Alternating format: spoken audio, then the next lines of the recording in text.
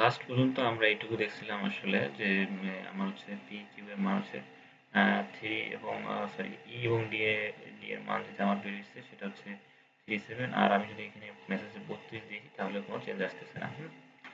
তো এখন আমি একটা কাজ করে দিয়েছি এই দেখি যে এখানে আমার মূলত আহ, যে এখানে আহ, এখানে আমার ফাইয়ের মানটা কত, হ্যাঁ?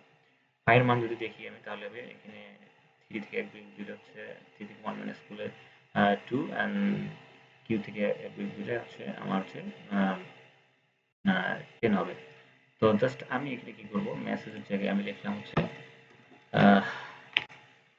20 20 লিখে যদি আমি এ করি, সরি 20 না লিখে আমি একটু 20 থেকে কম নেব, হ্যাঁ? 19 নিই, 19 নিয়ে যদি আমি করি, রান করে, তাহলে দেখবো যে আমার সাইফার এবং ডিসাইফার, সাইফারে আসতেছে 28 এবং ডিসাইফারে আসছে 19। বাট আমি যদি জাস্ট খালি এখানে 20 করে দেই তাহলে কি ঝামেলা হবে? 20 করে দিলাম, 20 করে দিলে কি ঝামেলা হবে? 20 করার সাথে সাথে আমার এখানে ডিসাইফারেও 14 আসছে, ঠিক আছে? জাস্ট আমি খালি এখানে 21 করে দিলাম। এখন ঝামেলাটা কি হবে? এখন ঝামেলা কি হচ্ছে, এই যে সাইফারও 21, আমার হচ্ছে ডিসাইফারেও 21, ঠিক আছে?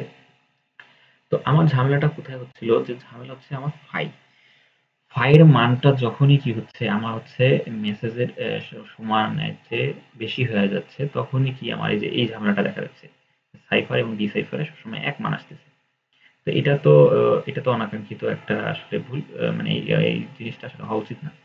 তো এর জন্য আমরা কি করব, জাস্ট আমাদের কাজ যেটা হবে সেটা হচ্ছে এখানে আমরা ফাইয়ের মানের নিচে কিন্তু আমরা কি করব, মেসেজটা দেওয়ার চেষ্টা করব। কি করব, ফাইয়ের মানের চেয়ে নিচে মেসেজটা দেওয়ার চেষ্টা করব। আর যদি আমি চাই ফাইয়ের মানের চেয়ে মেসেজ দিতে চাই তাহলে আমি এটা আর কি চেঞ্জ করে দেবো। তো এজন্য আমি কি করতে পারি, এখানে আমরা কন্ডিশন দিতে পারি।